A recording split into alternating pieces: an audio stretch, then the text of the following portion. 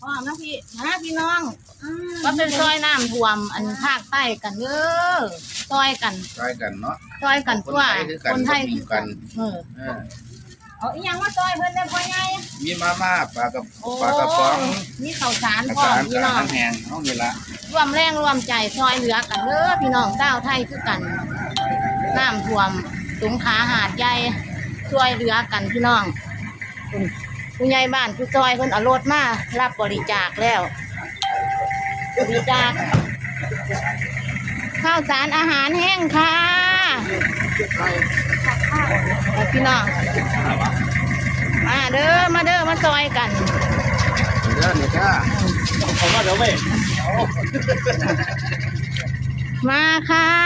คนไทยไม่ทิ้งกัน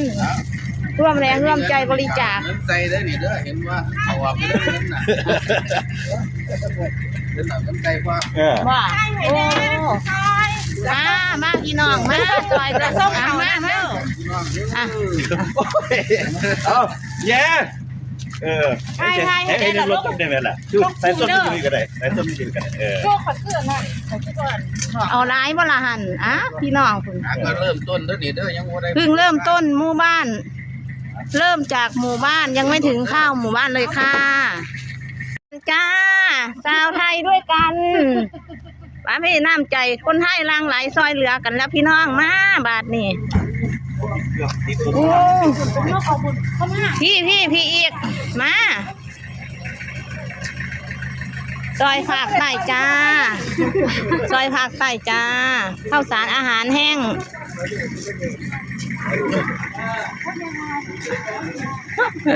มีแล้วไปกันธรรมศาสตร์ไปผู้ใดมียังก็มา